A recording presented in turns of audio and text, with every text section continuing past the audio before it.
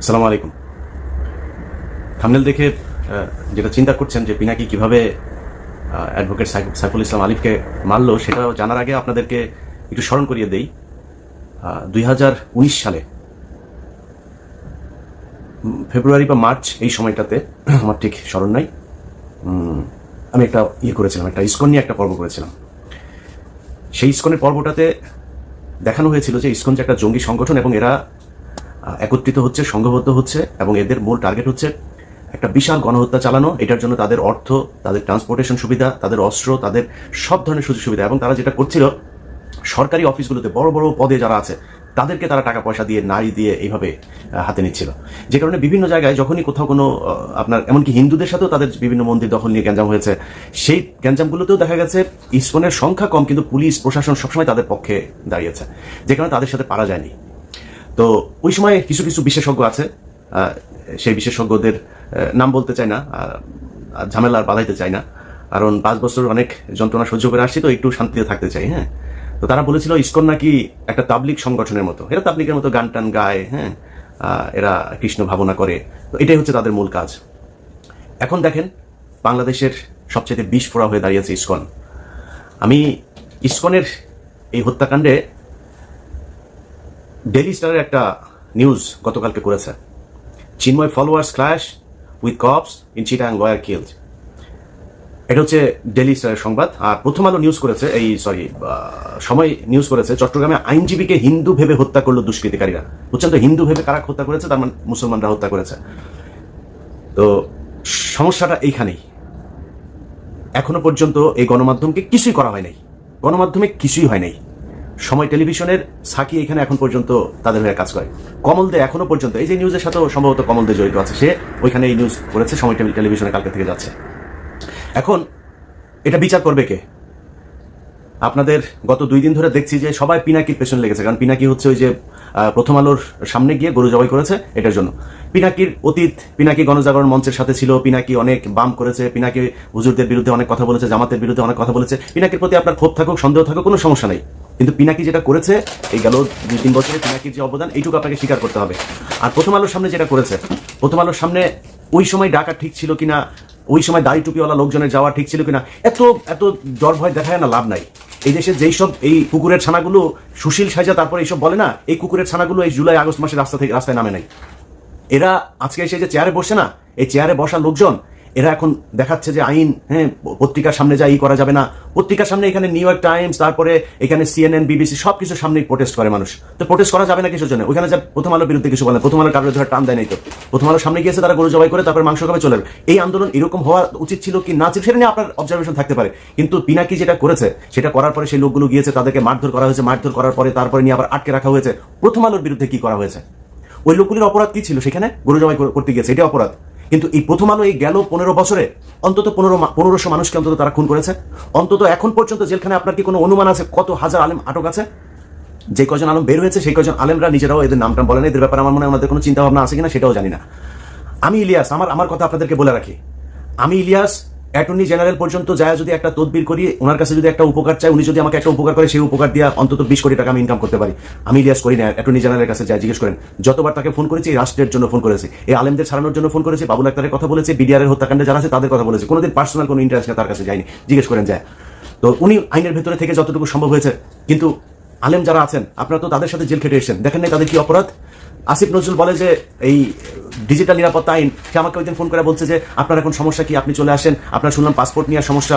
আরে আসিফ নজরুল, আপনি আমার পাসপোর্ট নিয়ে উনি দেখবেন। আরে আসিফ নজরুল ভাই, আপনি আমার পাসপোর্ট নিয়ে দেখবেন, আপনি SB রে বলেন না, পাসপোর্ট অফিসে বলেন না, ওদের যদি বাপের ক্ষমতা থাকে আমার পাসপোর্ট আটকায় রাখতো, ওদের বললেন ক্ষমতা থাকে, উনি আমাকে এই হেল্প করতে চায়। আপনার কাছে এই হেল্প চাই না তো ভাই, আপনার কাছে জীবনে কোনোদিন কোনো পার্সোনাল ইন্টারেস্ট নিয়ে জীবনে ইলিয়াস যাবে না। কিন্তু আপনি এই যে আলেমরা এখন পর্যন্ত আটকে আছে, ডিজিটাল সিকিউরিটি অ্যাক্টে অনেক আলেম আটক আছে, আপনার সেখানে ভূমিকা কি, আপনার পদক্ষেপ কি? আসলে কি কিছু নেওয়া হচ্ছে? কিছুই নেওয়া হচ্ছে। এখন বালের এক আইন দেখাচ্ছে, ওইখানে প্রথম আলোর সামনে যাওয়া যাবে না, ডেইলি স্টারের সামনে যাওয়া যাবে না, কালবেলার সামনে যাওয়া যাবে না, হাজার হাজার পুলিশ আর্মি যায় সেখানে পড়ে। আরে বেটা, তুই যে চেয়ারে বসিস ওই চেয়ারটাই তো জোর করে দখল করে শেখ হাসিনা কি তোর কি ওইখানে বসেছে? তুই নির্বাচন করে আসছিস, তুই কোন সংবিধানের কোন ধারায় তুই এই চেয়ারে বসছিস? তুই এখন আইন দেখাস। এই দেশ বিপ্লবের মধ্যে আছে, বিপ্লব করে আদায় করতে হবে। গতকালকে সাইফুল ইসলাম আলিফকে সেখানে খুন করা হলো, গোয়েন্দা সংস্থা কি বাল ফালাইছে সেই জায়গায়। এই যে 33 আপনার ডিভিশনের যে GOC, এই যে এখন জাহাঙ্গীর আলম DGF এর চিফ, তার এখন তার কাজ কি, সে কি করছে? আসামিরা বাংলাদেশের ভেতর এখন পর্যন্ত আছে, সে ধরছে না কেন? হত্যা মামলার আসামিরা ঘুরে বেড়ায়, তাদেরকে ধরা হয় না। কাজ কি আর্মির, সেনাবাহিনীর গোয়েন্দা সংস্থার কাজটা কি? সাইফুল ইসলাম যে বের হলে ওকে মারবে জানে না? সামনেই তো ওরা ত্রিশূল নিয়ে দাঁড়ায় ছিল, এই খবর সেনাবাহিনীর কাছে ছিল না, মানলেন না কেন? পিনাকি যায় সেটা মারাইছে, তাহলে পিনাকি যেহেতু দোষ, তো পিনাকি এখানে প্রথম আলোর সামনে বিশাল ঘটনা ঘটলো, ওইটাও পিনাকি দোষ করছে, এই জন্য এটা ঘটছে। যারা এই 2 দিন সুশীল বাক্য ছাড়লেন, তারা এটা ঠেকাইতে পারেন নাই কেন? যেদিন ঘটনা এই পিনাকির ঘটনার পরে 5 জনকে ধরে নিয়ে গেল তেজগাঁ থানায়, সারা রাত তাদের বলা হলো সকালে ছেড়ে দিবে, সকালে বলছে যে তাদেরকে করে দিবে। আমি ওখানে 3.5 ঘন্টা লাইনে ছিলাম, আমি বলেছিলাম যে তাদেরকে যতক্ষণ না ছাড়াবো, এটার জন্য যত খারাপ পরিস্থিতি তৈরি করার প্রয়োজন হয় সেটা করা হবে। তাহলে যদি নাকি না ছাড়তো তাহলে সেটা হইতো, তো ছাড়তে দেরি করলেন কেন? 3.5 ঘন্টা কেন আমার বসায় রাখলেন? 3.5 ঘন্টা পরে যায়, তারপরে ডিসি এসে সেটাকে সেই 5 জনকে ছাড়লেন, তার আগে তো ছাড়তে পারতেন। এবং আপনারা চিন্তা করেন যে দেশের অবস্থা এই হয়ে যাবে, সেই হয়ে যাবে, তৃতীয় পক্ষ এখানে সুবিধা নেবে, তো তৃতীয় পক্ষ সুবিধা নিবে ওই দিনই তো 3টা কলেজের মধ্যে মারামারি, সেই কলেজের ওগুলি গোয়েন্দা সংস্থা ঠেকাইতে পারে নাই কেন? সেগুলো ঠেকানো উচিত ছিল না? ইসকন এখনো পর্যন্ত যেগুলো করে, ইসকনের লোকজনের ধরেন না কেন? এই যখন আমি ভিডিও বানাচ্ছি বাংলাদেশ সময় গভীর রাত, এই সময় পর্যন্ত শুনলাম যে তারা বিভিন্ন পাহাড় টাহাড় বিভিন্ন জায়গায় ইসকনের লোকজন জড়ো হয়ে তারা সমাবেশ করছে, তারা কিভাবে মুসলমানদের উপরে হামলা করা যাবে এইসব নিয়ে ঐক্যবদ্ধ হচ্ছে। তো এটা তো গোয়েন্দা সংস্থার কাজ, কিছু করছেন কি আপনারা? এখন প্রথম আলো, ডেইলি স্টার আর হচ্ছে গিয়া এইটা হচ্ছে বাংলাদেশের সবচেয়ে সেন্সিটিভ জায়গা। এই যে ডেইলি স্টারের যে সংবাদ, যে পুলিশ আর আইনজীবীদের এই ইয়েদের ইসকনের নামও নেন, একটা জায়গায় ইসকনের নাম নেই, ওই যে চিন্ময়ের নাম নিচ্ছে, চিন্ময়ের ফলোয়ার্সদের মধ্যে পুলিশের একটা সংঘর্ষ, সেখান থেকে একটা নিয়ে হাসপাতালে ভর্তি করেছে। হাসপাতালে ভর্তি করার পরে তারপরে ডাক্তার তাকে কর্তব্যরত ফিজিশিয়ান তাকে আপনার প্রোনাউন্স করছে যে হিজ ডেড। এখন এর বাইরে কোনো তথ্য তারা জানে না, তারা এইভাবে একটা মিস ইনফরমেশন মানুষের মধ্যে ছড়াই দিল। এটা তাদের সূক্ষ্মভাবে এইভাবে গত 15 বছর করেছে, এখনো করবে, সামনেও করবে, এদেরকে সুযোগ দেওয়া যাবে না। যে যত বালের আইন মাইন যত বালচাল শিখান কোনো সমস্যা নেই। ডেইলি স্টার, প্রথম আলো, আপনার এলাকায় যারা কিনা এদের এই যে পত্রিকার দেয় না, এদেরকে বলতে হবে এটা আমার মত প্রকাশের স্বাধীনতা। প্রথম আলো, ডেইলি স্টার যেমন মত প্রকাশ করে না, আমার মত প্রকাশের স্বাধীনতা, যে এরা হচ্ছে গিয়া অন্য দেশের এজেন্ট, এরা পত্রিকা না। ডেইলি স্টার, প্রথম আলো এই দেশের দুষ্কৃতিকারী, তারা দেশদ্রোহী, তারা পত্রিকা না, পত্রিকা সাংবাদিক না, এদের পত্রিকা সাংবাদিক টেলিভিশন। আপনি যিনি দিনাজপুরে বসে আছেন চট্টগ্রামের ঘটনার জন্য আপনার খারাপ লাগছে না? যিনি চুয়াডাঙ্গায় আছেন খারাপ লাগে না? জামালপুর আছেন খারাপ লাগে না? কুমিল্লা আছেন খারাপ লাগে না? ব্রাহ্মণবাড়ি আছে খারাপ লাগে না? আপনি ওইটার জবাব নিতে চান, ওইটার প্রতিশোধ নিতে চান, আপনার এলাকায় বসে আপনি প্রতিশোধ নেবেন। প্রথম আলো, ডেইলি স্টার, কালবেলা, এরা কোনো পত্রিকা না।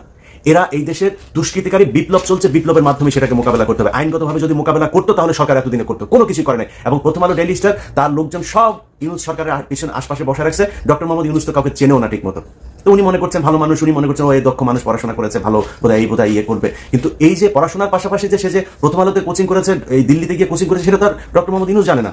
তো তাদেরকে নিয়ে বসে রেখেছে, তারা তাদের মতো করে কাজ করছে। অতএব আইনগতভাবে প্রথম আলো, ডেইলি স্টার এদের বিরুদ্ধে এরা কিছু করবে না। আমি একটা ডকুমেন্টারি তৈরি করলাম, সব দেখাইলাম সেখানে, তারপরে ওইটার পক্ষে কোনো ব্যবস্থা তো নাই। ওনারা উপরের লেভেলে সবাই বসে বসে প্রথম আলোর পক্ষে করে আপনার ফেসবুকে পোস্ট করে, মানে আমার নিয়েও কিছু বলে না, ডকুমেন্ট নিয়েও কিছু বলে না, প্রথম আলোর পক্ষে পোস্ট করে। এই যেটার জন্য এই যে গেল কয়দিন ধরে আপনার এই 2 দিন আগেও ধরেন এই যে স্বামীর সাথে যেটা হইলো আমার, সে এখানে পোস্ট করেছে আরেক, মানে ওরা ইসকন নিয়ে আগেই করেছে। এই গ্রুপ, এই যে শাহেদ আলম, তসলিম এই যে গ্রুপটা আছে না, এরা ইসকনের পক্ষে এসে তারপরে দিল। তসলিম তোর না ইসকন না বলছিলি যে তুই এরা নাকি খুব করে আপনার তোর ওই যে মানে খুব নিরীহ টাইপের ধর্ম পালন করে, বিশাল আকারে এক বিশ্লেষণ করছিলি। আমি বলছিলাম যে ওরা সরকারি কর্মচারীদেরকে টাকা দিয়ে কিনছে এবং এইভাবে বিভিন্ন জায়গায় লোকজন বাড়াচ্ছে। সেটা ঘটলো আজকে ঘটেছে। অতএব তুই সেদিন ঠিক ছিল না, আমি ঠিক ছিলাম। এইভাবে আপনার বিভিন্ন সময় এই তথ্য সন্ত্রাসের মাধ্যমে এইসব সাংবাদিক পরিচয় দিয়ে, সংবাদপত্র পরিচয় দিয়ে, এইসব পরিচয় দিয়ে এটা চলতেই থাকবে। অতএব আপনাদের কাছে অনুরোধ, আপনার এলাকায় যে এই প্রথম আলো, ডেইলি স্টার, দিল্লির যে আছে, এদেরকে যারা নিয়ে যাবে তাদেরকে আপনাদের মত প্রকাশের স্বাধীনতা প্রকাশ করতে হবে তাদের সামনে গিয়া। এই সাইকেলে করে, মোটর সাইকেলে করে আপনার বাড়িতে পত্রিকা টত্রিকা দিয়ে আসে না, যারা কিনা ওইখানে এজেন্ট আছে না, তাদের কাছে যে আপনাদের মত প্রকাশের স্বাধীনতা প্রকাশ করতে হবে, যা বলা সেটা বুঝা নিয়ে। অতএব এখন এই সাইফুল ইসলাম আলিফের যে হত্যাকাণ্ড, এই হত্যাকাণ্ড নিয়ে আসলে মানে প্রথম আলো, ডেইলি স্টার সহ এই যে এই পত্রিকায় সুশীল মার্কা যারা বসে আছে না, এখানে ভাই সবই ভাই বেশিরভাগই ওদের লোকজন। সো আপনার এখন হয়তো একটা পরিস্থিতির কারণে একটু চুপ হয়ে আছে, তারপরে সবল দিচ্ছে, মাঝে মধ্যে ফোঁস করে উঠছে এই ডেইলি স্টার। এটা হচ্ছে তার একটা প্রমাণ। তো আমরা কিছু বলার নাই, এই দেশে মুসলমানরা এখন সংখ্যালঘু, আমরা মানে এমন একটা অবস্থায় আছি আসলে, মানে এই দেশে আমাদের থাকাটা খুব কষ্টকর হয়ে যাবে, খুব ঝুঁকিপূর্ণ একটা জায়গার মধ্যে আছে। কারণ ওরা সবাই চায় এই দেশটা ভারত নিয়ে নেক, ভারতের সাথে মার্চ করুক। এই হিন্দুদের সাথে আবার বুদ্ধিজীবীরা, সুশীলরা, এখন যারা সরকারে বসেছে, এদের ভেতরেও মানে আমার মনে ডক্টর মোহাম্মদ ইউনুস বাদে এখানে যারা আছে প্রায় সব কটাই এইটাই চায়। তো এটা চাইলে আমরা এটা করে এটার কেমনি কি করবো বলেন? কিছু করার আছে? করণীয় আছে আমাদের? কিছুই করণীয় নাই। তো যার যা করার, যেভাবে চিন্তা করেন, সংঘবদ্ধ থাকেন। ছাত্রদল, ছাত্র শিবির, আপনাদেরকে বলবো ভাই, আপনারা সবাই তো বিক্রি হয়ে যান নাই, আপনাদেরকে বলবো যে আপনারা এই বিষয়গুলো নিয়ে সিরিয়াসলি চিন্তা করেন ভাই। এখন ক্ষমতায় আসা, তারপরে হচ্ছে গিয়ে চাঁদাবাজি করা, ধান্দাবাজি করা, নিজের চিন্তা করা, ভাই দেশটার আগে বাঁচাইতে হবে। এই দেশটার জন্য যদি প্রয়োজন হয়, আবারও বলে নিচ্ছি, এখন তো আমার দেশে গেলে সমস্যা নেই, যদি প্রয়োজনে আপনারা যদি সেরকম কোনো পরিস্থিতি মনে করেন যে দেশে হচ্ছে, ভারতের সাথে যুদ্ধ করতে হবে, আমি আপনাদেরকে কথা দিলাম, আমি ইলিয়াস হোসেন ফার্স্ট পার্সন বুকে গুলি নেওয়ার জন্য দেশে ফিরে আসবো ইনশাল্লাহ। কোনো সুবিধা নেওয়ার জন্য আসবো না। যদি গুলি নেওয়ার সেই পরিস্থিতি তৈরি হয়, ইনশাল্লাহ প্লেনে চলবো। অতএব আপনাদের কাছে অনুরোধ, রাজনীতি করেন, যা করেন, যেইভাবে করেন, ভাই দেশটা খুব সমস্যার ভেতরে আছে। এই দেশের বিপ্লবটা শেষ হয় এবং অনেক কিছু এখন পর্যন্ত করতে হবে, সেটা বিপ্লবের মাধ্যমে। আপনাদেরকে এর আগের বার বলেছি যে এই যে আপনার সায়নর, তারপরে উদিচি, এগুলো আছে না, এরা এই যে শিল্পকলা একাডেমির এই করে দখল করে রাখছে। আমি জানি না সেটার অবস্থা কি। আপনাদের কাছে অনুরোধ ভাই, এই যে কলরব আছেন, সাইমন শিল্পগোষ্ঠী আছেন, আরো অনেক জামাত শিবিরের অনেক প্রতিষ্ঠান আছে, কমিটির অনেক প্রতিষ্ঠান আছে, আপনারা যা সেগুলো ভাই দখল করবেন। আপনাদের নাটক চলবে, আপনাদের গান চলবে, আপনারা সিনেমা বানাবেন, এগুলো চলবে। সো তারা যদি করতে যায়, তারা তাদের মতো করুক, আপনাদের সময় দিয়ে তারপরে তাদের করতে হবে। শুধু তারা সেটা দখল করে রাখবে, এটা হবে না। বিপ্লবের অনেক কিছু ভাই দখল করে নিতে হবে। এখনো পর্যন্ত আইনগতভাবে এই সুশীলদের হাতে নেবেন। এই সুশীল কুকুরের ছানারা, এরা জীবনে আপনাদের কথা বলবেন, আমাদের কথা বলবে না। যারা জীবন দিয়েছে তারা এই সুশীল না, তারা এখানে কোনো চেয়ারও পায়নি, তারা কিছুই পায়নি। একমাত্র এই নাহিদ আর আসিফ দুইজন এখানে আছে, দুইজন তারপরে খুবই সংখ্যালঘু প্রজাতির হয়ে আছেন। আসিফ যেসব কথাবার্তা বলেন, সেসব কথাবার্তা বলার পরে তাকে আবার নানানভাবে থ্রেট দেওয়া হয়, এটা বলা যাবে না, ওইটা বলা যাবে না। নাহিদ তো এমনি চুপচাপ থাকে, একটু যেটুকুই করতে চায় সেটুকুও মনে করেন তাকে বাধা দেওয়া হয়, এই দোষ ওই দোষ নানান কিছু করে তাদেরকেও কোণঠাসা করার চেষ্টা করা হচ্ছে।